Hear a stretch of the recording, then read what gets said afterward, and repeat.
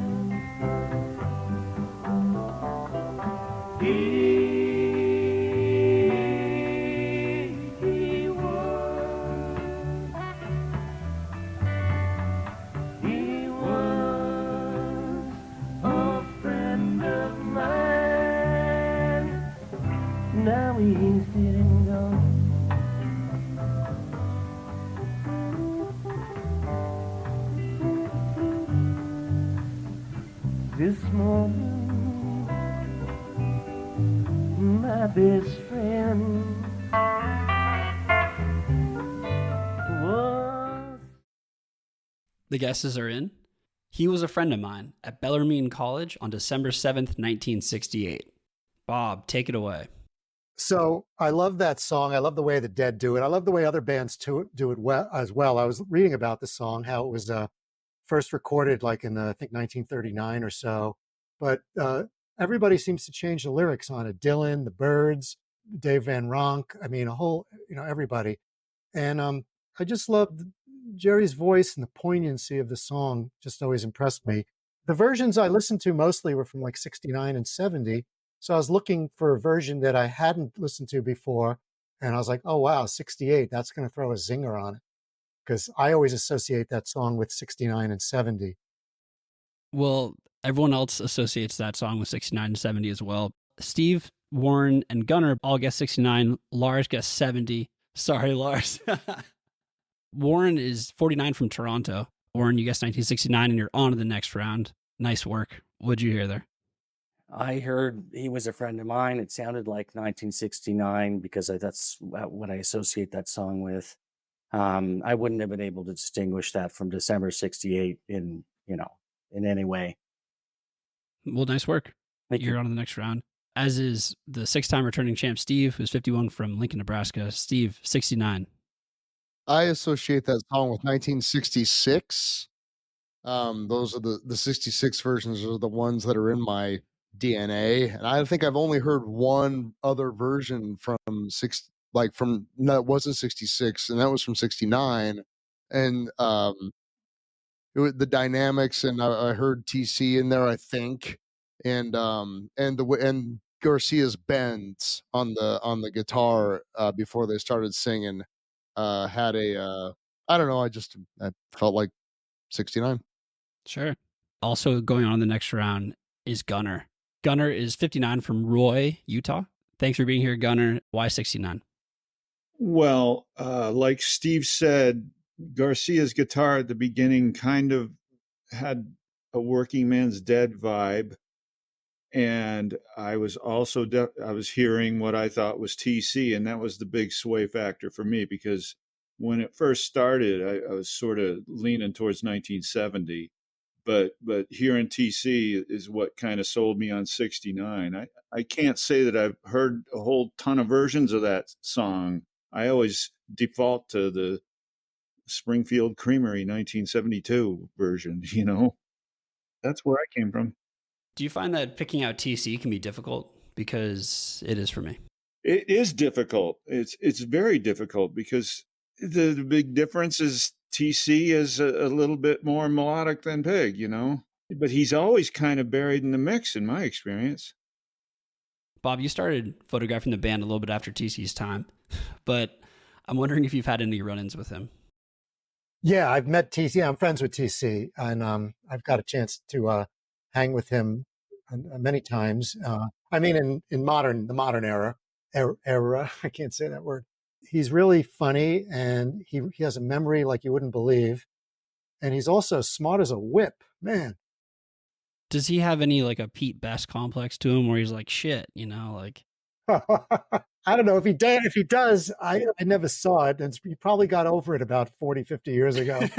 You know, I was thinking about the other day when the Dead were inducted into the Hall of Fame, and they had Garcia there as a cutout because he didn't want to do it, but TC was there, and it was amazing that somebody must have pulled some strings and got him to be there, because he was a member so long ago for a relatively short time, but a very potent time in the Dead's history. So I thought that was pretty cool that he was inducted as well with the band. Wasn't Robert Hunter inducted as well? I don't remember, but he sure should be. Wouldn't be no Grateful Dead without him. Well, Lars guessed 1970, and for being 2 years off on an obscure song, he's eliminated. Sorry, Lars. Lars is 27 from Beckley, West Virginia. Welcome, Lars. Tell us about the 70 guest. I think I've only ever heard that he was a friend of mine on like XM radio in my car on the free trial. You know what I mean? And honestly, when I was kind of trying to get ready for this, I skewed more in the 80s because that's where I was having a lot of trouble guessing. Honestly, not being super familiar with this, they were kind of in tune and in control, and it reminded me of like 70s Uncle John's band. And so that kind of swayed me towards 70. Same old story. I had 1968 typed out first, and I heard some lick, and I was like, no, this is great. Like, this is super in tune to be 1968. Like this, they're locked in. And so I've swayed towards 70. There's something about them where like, their best moments in some years sound like what they sound like all the time in other years, so it's a really good clip to find. I like that. I like that quote. Yeah, that's great. Lars, how did you get into the Dead? I kind of grew up around hippies, so there were always like Steelies around and stuff like that on shirts and like flags. And then, I got like one of the Grateful Dead best of compilations and kind of listened to that. But I knew they had this live following because like I worked at this campground and there were these hippies at the campground, and one, he wanted to go to the 50th anniversary shows with the campgrounds in New York, and he was catching the bus to get to Chicago, and he missed the bus the first day and came back to the campground and tried the second day and made it. And I think he just wandered around in the parking lot the whole time. But yeah, that was my big introduction to like, oh, this scene is still happening, and there's all this great music from so long ago, and that kind of got me started into the live stuff. And then I'd say, I don't remember exactly what year this was, but that Cornell 77 remaster came out, and I listened to that a lot, and that got me really heavily into like finding new live shows and stuff like that. So kind of a on and off obsession ever since. On and off. So sometimes it wanes. Yeah. Sometimes it wanes. I get hyper fixated on other music and stuff like that. I'm a musician by trade, so a lot of times my music has to be kind of focused, so I can like learn new music and stuff like that. So I kind of like lose time to listen to as much live Grateful Dead as I want to sometimes, and kind of lose track of it. But I get in and out of it, and I've been into it recently, so it's fun to be here. Yeah. Are you in a band or something? I'm involved in a lot of different musical projects. So I'm on faculty for the jazz studies program at Marshall University, which is in Huntington, West Virginia. I go up there like one day a week and teach improvisation, and I have a jazz combo that I instruct as well. And then I play with other groups. I play with a guy named Chance McCoy. He was in a Old Crow Medicine show for a while. He lived in Nashville for a while and moved back to West Virginia. And so now I'll travel with him some as well and play. I play upright bass mostly, so I play with him. And then there's another guy I music direct for. I'm all over the place. I'm pretty busy most of the time. He won America's Got Talent. His name is Landau Murphy, and he's from Logan, West Virginia. So I'm music direct for him, and he does like a Frank Sinatra tribute kind of thing, but has other elements of like Motown and R&B and rock and stuff mixed into the show as well. So it's pretty fun. We play like The Way It Is and stuff like that. So there's a little Bruce Hornsby bit in that. We have fun with it. So what's the role of a music director? A lot of what I do is like I'll like make the set list for the shows, and I'm in charge of like hiring musicians. It varies from show to show. Sometimes if you're a music director for a show, like you coordinate kind of like conducting the show, but you also play an instrument. And it's the same thing where you're in charge of like sending out music and making sure everyone kind of knows what's going on for the show. So That's really cool. That's a fun position. Yeah. Lars, do you have anything you want to plug? I play with an old time band called Long Point String Band.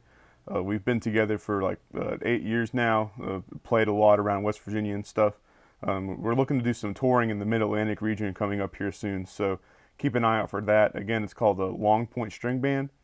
You can hear this and a lot of the other music I've played on a playlist on Spotify. It's called Lars on the Track. There's a lot of bass playing on there from me, as well as some saxophone playing.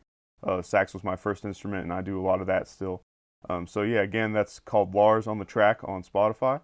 Hope you check it out. Thanks. Lars, thank you so much for coming on the show and taking time out. Hey, it's great to be here. Excited to listen to the rest of this. That was tough. So good work. Hey, and good pick, Bob. It's great to be here. Good to meet briefly. Thanks, Lars. Thanks, Lars. Gunnar, Warren, and Steve are on in the next round. Bob has another pick.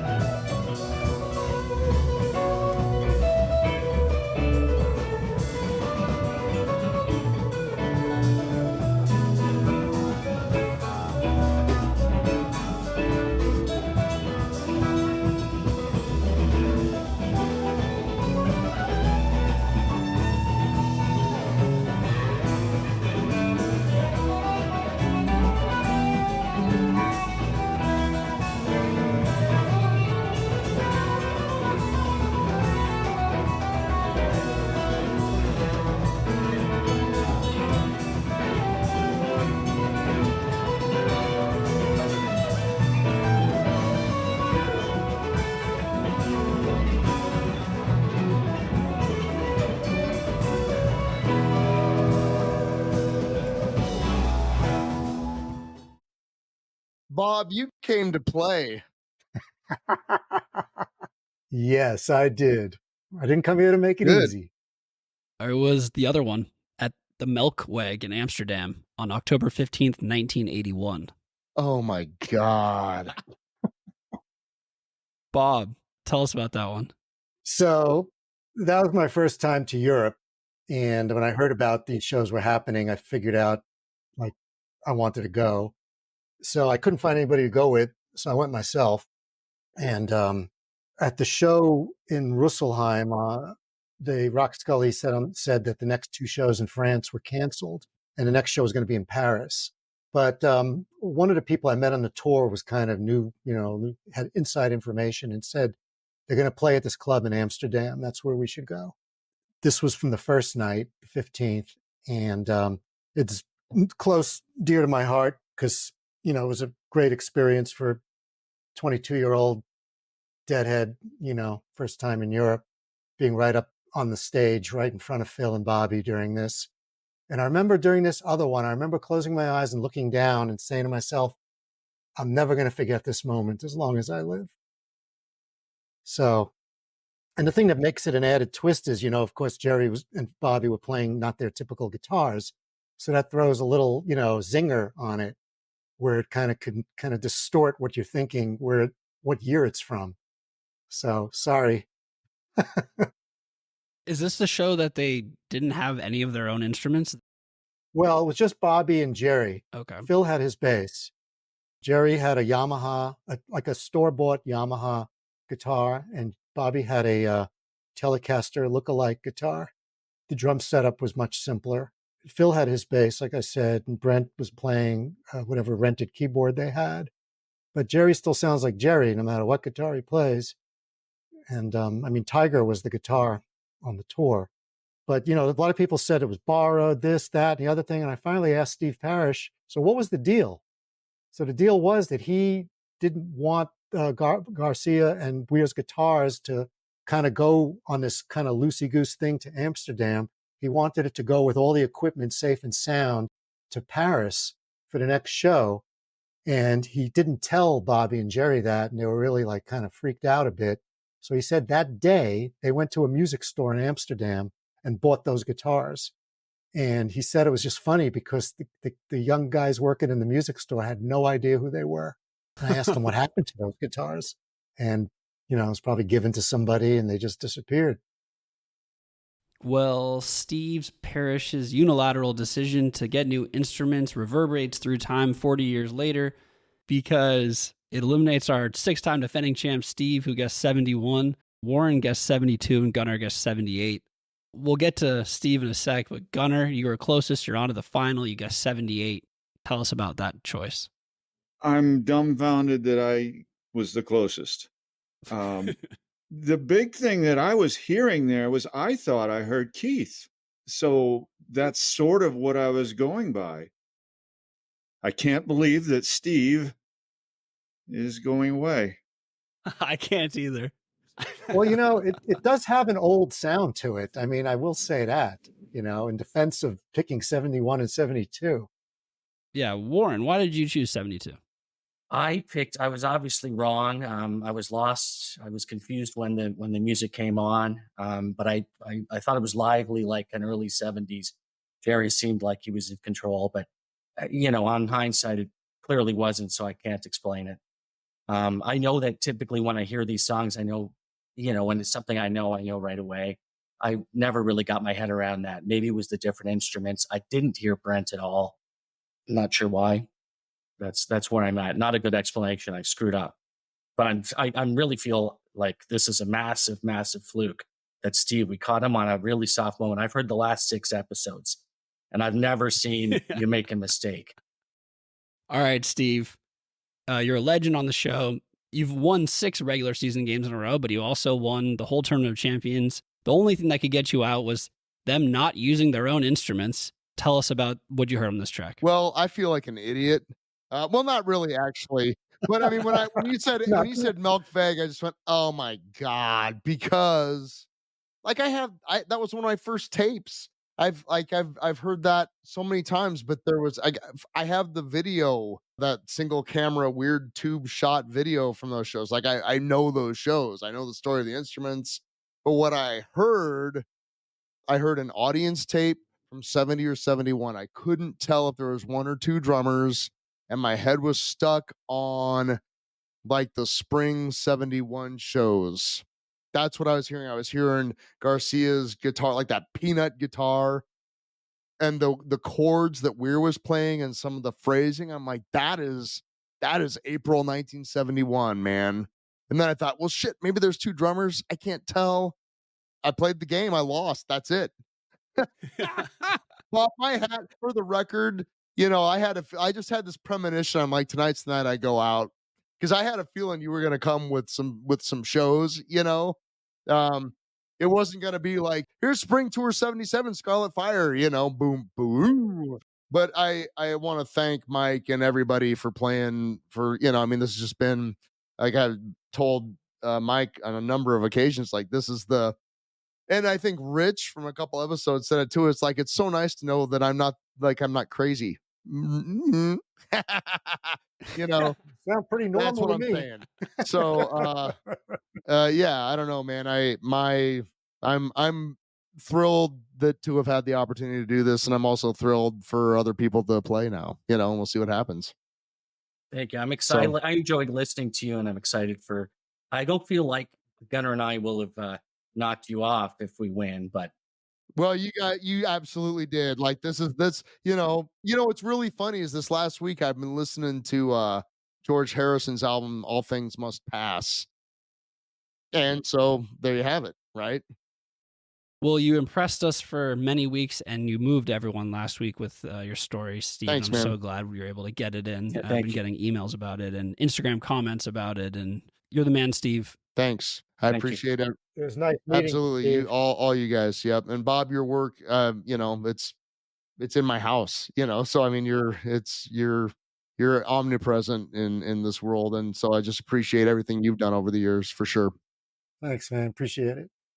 I have to ask, what's the story, if you can remember, that shot of Phil wearing the Duke t-shirt at William and Mary in 78? How did that happen? That's like the best picture. Thanks. Yeah, I'm doing the Phil book now, so I have a series from that show. So, so we got there early because these people in my neighborhood chartered a bus, and to take whoever wanted to sign on to that, to go down to Blacksburg, Virginia on the 14th, and then over to William and Mary the 15th, and then home. So we got to William and Mary early in the day, and we're just hanging out on the campus, which was it's a nice campus. And apparently, I guess the Dead were there early too, because I have the sequence of him walking from their bus towards my direction, and he passed right by me when I took that picture. And then he walked over like where the loading dock was, and he sat down. And these two kids with a banner that they were going to have at the show saw him and came over and said, "Hey, would you sign this for us?" So I have the whole sequence of Phil looking, pen in his hand, signing it. I was a kid then too. They never found me, because a lot of times these people on my pictures, they find me years later, and oh, you're that guy, or you're that person, right? These people, for some reason, never found me. I'm sure they would love it. But yeah, so Phil basically got off the bus and walked right past me, but then hung out for a while at a loading dock where people gathered, and he was, being social. And I was just thinking, like, man, this is so cool. Thank you for sharing that. Thank you for indulging. That's awesome. Okay, well, the amazing. first Steveless Finals is kicking off with Gunnar and Warren. To hear 3 songs from Bob. Whoever is lower in the aggregate over the 3 songs in total number of years wins, and continues on to the next episode of Guest of the Year. Let's hear Bob's first pick of the finals.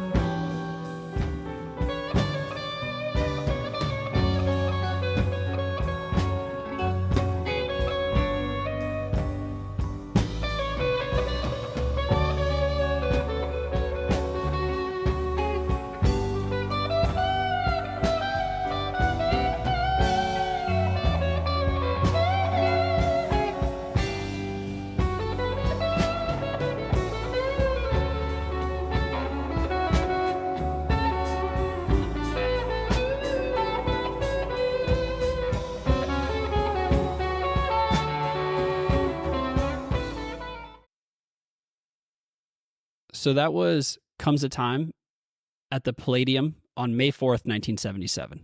Bob, that was gorgeous. Could you tell us more? I'd have to say the jam after the Comes a Time that night that led into the playing in the band that ended the show was probably one of my most favorite pieces of Dead that I got to see. The Dead did 5 nights at the Palladium, and my friend and I waited all night online at Grand Central Station. We got tickets for 3 nights. Why not all 5, you ask? Well, because tickets were like $750, and who can come up with all that money for 5 nights?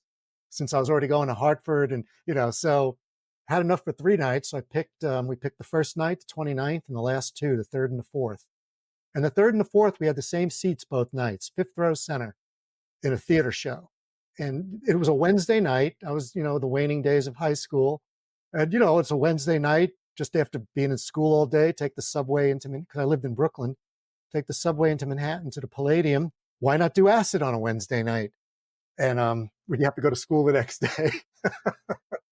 So let me tell you, it was so mesmerizing. I mean, Jerry, I still have a picture of him in my mind because I didn't take any pictures. He just looked so sad when he was playing. Like he looked just so like he was living the word like of the song Comes a Time, like through the emotion of playing it. Like his face just looked that way. And I've listened to this a million times and figured 77 definitely has those tones to it that you guys might get. So figured I'd throw you a bone. Yeah. Or did I? No, yeah, they're very close. / got it. But Bob, I'm wondering how you got into the Dead. What preceded that show and that acid trip? Oh, well, I started listening to Dead when I was like 13. So as long before I got to see any shows. The progression was meeting a guy who turns you on to getting high. Then you start hanging out with friends you knew kind of like through elementary school and growing up in the neighborhood. Then you found out that they got high also. Oh, and they're listening to this music that sounds amazing. Jimi Hendrix, Cream, Johnny Winter, Jethro Tull, Allman, all this stuff. And now you're enveloped in this whole new world, this world that involved growing your hair long and not caring about school and just wanting to get high all the time and hang out with your friends and listen to music. But the thing was, most of the bands that I got turned on to, they were gone already. Like there was no Cream. There was no, Jimi Hendrix. But wait, the Grateful Dead, they're still around. You could actually see the Grateful Dead. They just kind of had resonated with me a lot. And, in my neighborhood, the older kids who had seen them, there was just all this mythology about them, all these stories, these long shows and all this shenanigans that go on. And it just fascinated me. And then, when you start listening to the songs and the words, it involved travel and, card games and all this stuff. It just, sucked me in like, I'm sure my story is not that unusual. So it wasn't until I was 15 that I got to finally go to concerts, because like Watkins Glen was when I was 14, like kids in my neighborhood went, like, how am I going to go? When they played at Nassau Coliseum in 73, well, shit, how do you even get tickets for that? See, like I'm the older brother. So my sister took her to her first show. She wasn't even 13 yet. So she benefited by having me as an older brother. But, I'm the older brother. So anyway, it wasn't until I was 15 when some older kids took me under their wing and took me to shows. So the first show I went to was the Dead at Roosevelt Stadium in 74. But what happened was it rained out. I was there and there was the Wall of Sound. And I was so happy I was finally at a Dead show. But it rained out and it was postponed. And I don't want to get into it now because it still bugs the shit out of me. But I wasn't able to go back to the makeup show, which was a few days later. So what happened was the Dead, as you know, took a hiatus right after that. So they didn't come back to the New York area or really any area, unless you lived in San Francisco, till 76. So I didn't actually get to see the Dead until 76 when they came back in June. But Garcia Band, I got to see a few months later in November 74 at the Capitol Theater when he played with the band with Merle Saunders. So that, kept me going. I saw a bunch of those shows through the spring of 75, and then Kingfish came around. So by the time I saw the Dead, I saw all the members except for Phil, or Mickey too, because Keith and Donna Band opened for Kingfish, and Billy was a guest drummer for Garcia. So I got to check off all of them. So when I finally saw them at the Boston Music Hall on June 11th, 1976, I got to see Phil finally. And now you have a book of Phil photographs, just Phil, as you do just Bobby and just Jerry. And I'm wondering, yeah, I saw Just Jerry when it came out, and I thought it was such a good idea. So what was the creative origin of this series of one band member being featured at a time? Well, I was kicking around ideas with my wife, and she goes, well, why don't you do a book on just Jerry? And that just like really stuck. Just Jerry. It rolls off the tongue nice. So that's really was the germ of the idea. And I knew I would be doing one on Bobby. And then I was going to see how it goes if I was going to do one on Phil. Of course, we got some wise guys asking me, am I going to do just Brent and just Vince and stuff like that? But it really enables me to focus in on one, that one person, on stuff that wouldn't make it into a general book of Grateful Dead photographs, because you have to cover so much ground. Like I did with my first book, Live Dead, was my general book of dead photographs. But here, with these, I can get into the more obscure photos and just go, deep tracks, so to speak, which is a lot of fun, which is what I'm doing now with the Phil book. I'm almost done with the layout. It's going to go to the printer in a few weeks. And, I'll get the printed books probably in the spring. So that creative limitation excited you?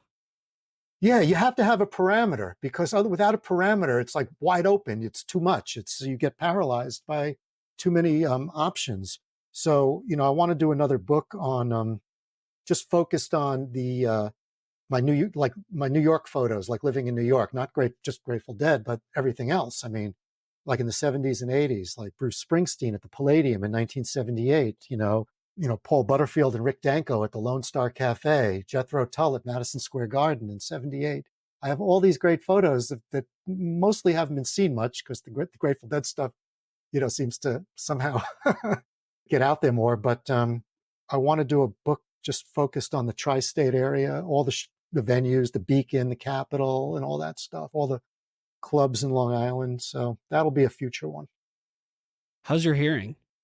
Hearing is definitely impacted. Okay. I've been wearing earplugs for years, but those early Hot Tuna shows probably destroyed me. So Warren was closer. Warren got it exactly 77, and Gunnar guessed 76. Warren, nice pull. 77, did you just immediately identify? Oops, 77. Well, I thought it could be 76, and there was some really nice comes at times in 76, but 77 it sounded like that. But it could have been 76. It's a beautiful jam, and that May 77 sound is fairly distinct. But I was so surprised by being so off before that I'm definitely not coming into this with the confidence I thought I would. Gunnar, you were 1 year off on 76. Warren was saying you could see it. What were you thinking with the 76? Well, I think comes a time in that era was sort of sporadic, if I'm correct there, and just the vibe that I was hearing was a little bit more of like the comeback tour vibe of 76. I just guessed 76. Yeah, sure, great. It was a good guess. And you're only one down going into the next round. It's round 2 of 3. And Bob has another great song. Let's hear it.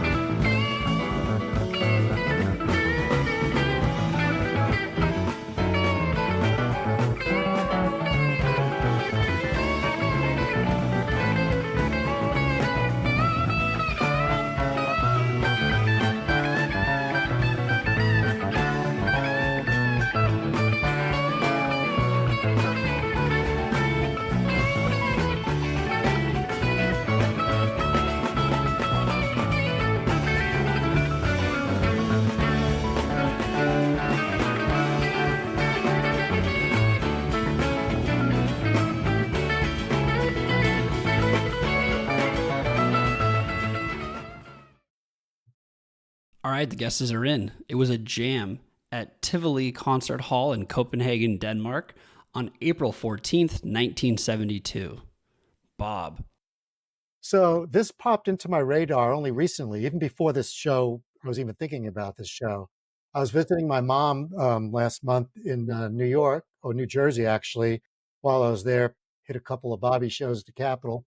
But so I was working on my laptop and I was looking on YouTube for things to listen to.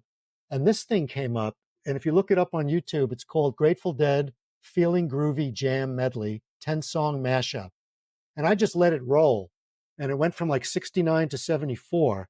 And it was, oh man, it was so good. And this person who edited it that way. So for this, I thought I got to include something from that medley. So he had it nice and isolated, like timestamps for the different shows. So it was really hard to pick out what 90-second clip of this mashup to do, but I settled on this one. Thanks, Bob. And I will put the link to the YouTube video of the jam medley in the show notes. Gunnar was closer. He guessed 1973. Warren guessed 1970.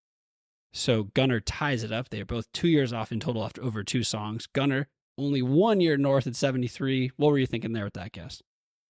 Well, when it started playing, I was hearing Europe 72.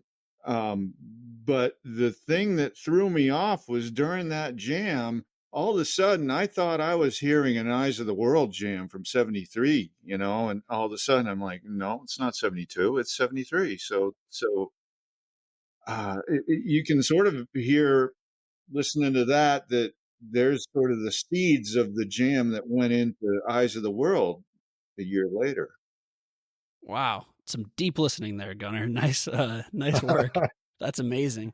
Warren, you guessed 1970. Tell us about that guess. Well, I heard right away it was the Feelin Groovy jam, and I had in my mind some of almost the China Rider stuff they were doing in 74. I was sort of there. I didn't hear that though. And I heard 72, the sound. I even heard Plunky Keys, which wouldn't have been in 70. But then I kind of had in mind, I didn't know a lot of the stuff that happened in late 1970. And I knew that they were doing in Dark Star, they were doing these Feelin Groovy jams. So I thought, 70. I hadn't heard it, or I would have known it. I don't think I would have forgotten that one. But anyway, great pick. It's coming down to the wire. But before we go on to the last song of the finals, Warren, would you please tell us how you got into the Dead? I got into the Dead, I guess in high school, I had a couple of friends who had older brothers. I'll shout out Mike and Bip. And we were pouring tapes and hanging out. And then the Dead came to Cops Coliseum and I couldn't go. And that must have felt like Bob during the Roosevelt Stadium show. It was just devastating at the time that I couldn't attend. And then ultimately got to go to, and you sort of hang on that for a bit. And I was already obsessed and I was trading tapes and just became absolutely obsessed. I would just listen to tapes and get tapes and kind of packages coming from everywhere. And I was just obsessed. And from the back of relics, I would do blanks and postage. I just was really obsessed. After Jerry died, I was very upset. I wasn't as into it for a couple of years. And then, now it's, we're going, I saw every incarnation of these bands through the years and got into other music and have 3 kids and a busy job and a life. But the level of obsessiveness that I had for about 5 years of the Grateful Dead was my tapes, I'd have 700 tapes or something. I would have won this game with those tapes, I'd give you the exact date, right? And I would give the date. But this is harder, much harder. But anyway, I was a tape head, really more than anything. Did you get to the point where you had so many tapes, people were asking you for the tapes? Were you like the tape master? Yeah, amongst my friends, I certainly was. And I would befriend people who had, you're trying to get these low generation tape. I was at audience tapes too. I really enjoyed that. First gen audience tapes. If you got someone, and those kind of people were really nice to share. People who Maxell UDXL2S. I would do XL2Ss. I would take the stickers. I'd send them back for T-shirts. Yeah, XL2S 90s was my tape. It was a lot of fun for sure. Thank you, Warren. And Gunnar, can you tell us how you got into the Dead? Well, I saw my first show in 1983. But before that, I did not like the Grateful Dead. I'm an old prog guy, and I was going to college at UNH, and on my floor, all the people up there were Deadheads, and so it was just drilled into me. And Blues for Allah really broke down my defenses. And so at the end of the school year, they were all driving out to Saratoga, New York, and they invited me to come. And I certainly had heard that, Grateful Dead is the greatest live band there is, so I figured, what the heck, $8 I was there. a piece of paper, and I didn't know what hit me, so all I knew was I had to go back. I got to see him again in a couple months in Portland, Maine, and after that, me and my buddy were like, well, they're playing in Worcester in a couple nights, let's go. And so, yeah, that's sort of a similar story to everybody else, I'm sure, but yeah, I've been doing it ever since, and I continue to do it. I think I might have taken a couple years off around like 2000 to 2002, because around that time I was lost in alcoholism, and I found sobriety, and once I'd been sober for a little while, I started trying to get back out to see the guys again, and from then on it's been on, baby, and still loving every minute of it. Yeah. Congratulations. That's amazing. And so you started seeing shows again, and yeah, what was that adjustment like? I remember the first show being a Rat Dog show in Park City, Utah in '02, and it was weird. It was definitely weird, but the more grounded I got in sobriety, the more I realized that the whole spiritual aspect of the Grateful Dead, it grew on me, because I didn't have a higher power before I got sober, but and I'm not one to say that Jerry was my higher power, but I found a higher power, and then I realized how the Grateful Dead music it all tied in so much, It's church, I'm sure we all know the feeling. So yeah, it's a great journey. I mean, and like the other people have said, it's so much better than it used to be. I don't have to spend half my time in the men's room line, and I don't have to spend half my time in the beer line. I can totally focus on the music, and I can be a lot more discerning in what I'm listening to. I don't miss anything. Well, thank you, Gunnar. I'm so glad people are sharing these stories on the show. My pleasure. All right, these guys are deadlocked at 2 points each going into the third and final song. Unless there's a tie, let's hear Bob's pick.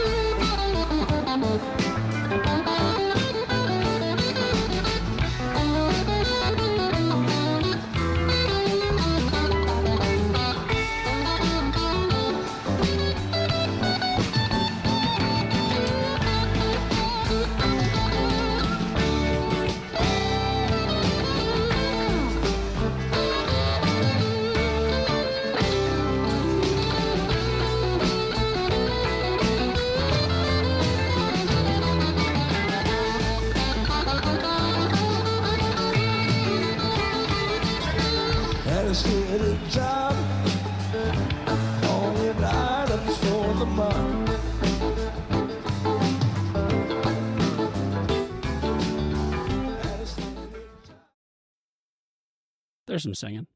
You've got some words in there. Yeah. A couple. Count them. It's hard saying who that guitar player is off the top of my head. It really is. You only have to guess the year, not the guitar I know. player. I know. It was West LA Fade Away at MSG on September 24th, 1988. Bob. I got photos that night I never thought I'd ever get of Garcia with Hall and Oates. I think that was like a 10-night run at the Garden in 88. And on one of the days, on the 14th, Dennis McNally called me and said, hey, you want to come to the UN? Because they're going to be a press conference there with Jerry and Bobby. I was like, what time do I need to be there? So that was like that week I got to do that. And then I didn't go to all 10 nights. I know I'm a bad deadhead, but I went to a few. And it's funny, after that, the last night of that, oh no, that was the year before in 87. After I went to 5 nights at the Garden, somebody was like, you're going to Philly tomorrow? I'm like, no. But anyway, that night, didn't know what to expect. It had this crazy list of people that was going to play and didn't, and actually it turned out to be really good. There were parts like Suzanne Vega was very sweet. She was definitely stage struck when she came out to a full Madison Square Garden, and Jerry, I remember from what I could see when I was photographing, went over to her, whispered some things to her, like, some encouragement, I guess. And Jack Cassidy playing with Weir and Hornsby and Brent at the keyboards together. And then again, the Hall and Oates. And then Mick Taylor, which I'd never seen before, who I've never seen before or since. It was pretty awesome to catch all that stuff, like see a number of musicians I've never seen before in one night at a Dead show was pretty unique. Well, I thought it would be good because 88, you might guess West LA 88, but I purposefully picked the part that has Mick Taylor in it to make it more difficult. I mean, I could pick an Eyes of the World from 73, right? And you'll be like, oh yeah, that's 73. In fact, that's March 20, like that'll 297, blah, blah, blah. So, but I didn't want to do that. So, well, I have one more question about photography, and I don't know anything about photography, but I always think it's interesting when all the photographers go into the pit at the beginning of the show, and then they kind of branch off and they all go to different places. What's your strategy, I guess, for that particular show?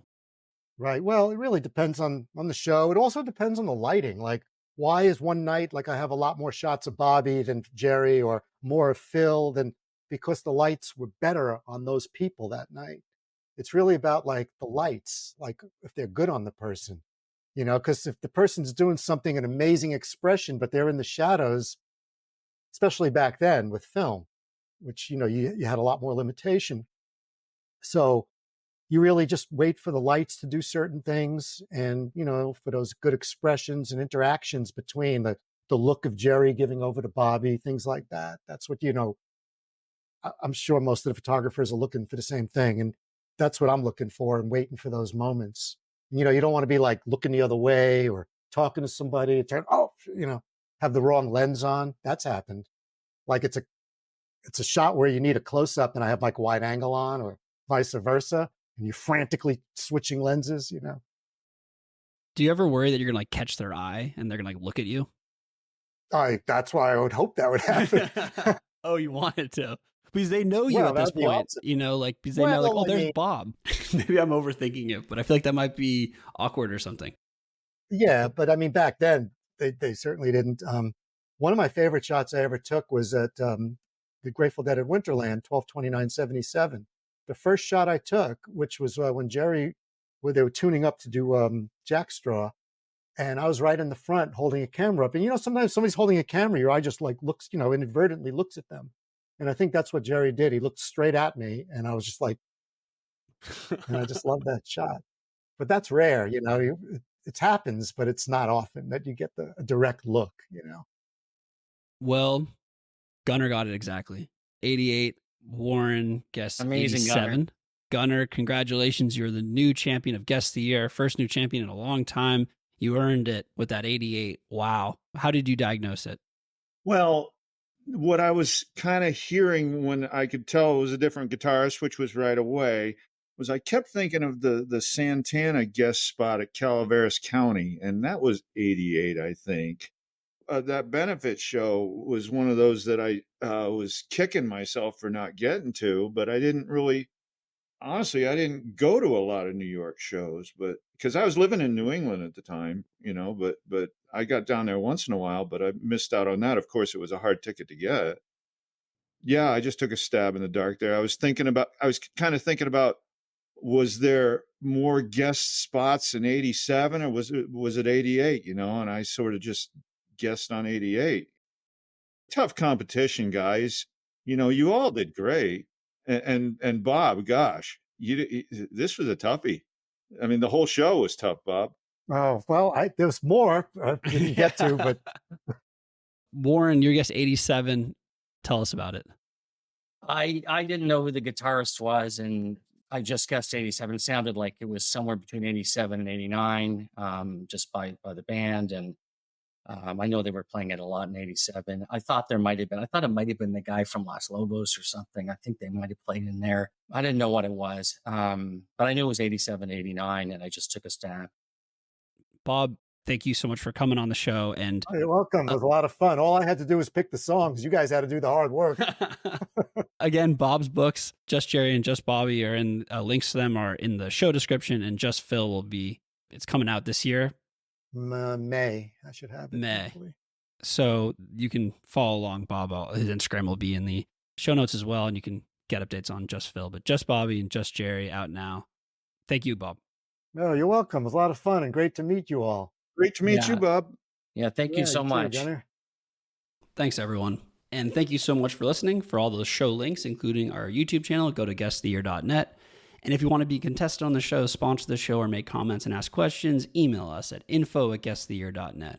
Thanks again to Erin from Sunshine Daydream. The link to her incredible boutique store and her Instagram are both in the show notes. Shout out to Dylan for drawing the poster and James and Jack for helping out behind the scenes. Thank you again to Bob Minkin for curating an incredible set list. Links to Bob's books are in the show notes, and you can also find his Instagram there, where you'll get news on the upcoming Just Phil. Obviously, huge congratulations to Steve, who set the record for 6 consecutive victories on Guest of the Year. He'll be back for the Tournament of Champions, but if you want to hear him in the meantime, check out his amazing podcast, Trying to Be Better with Joel and Steve. That link is in the show notes.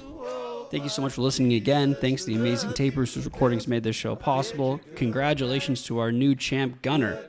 And to our other contestants, thanks for playing, and remember, it's all one song anyway. And I bid you good night, good night, good night. And I bid you good night, good night, good night.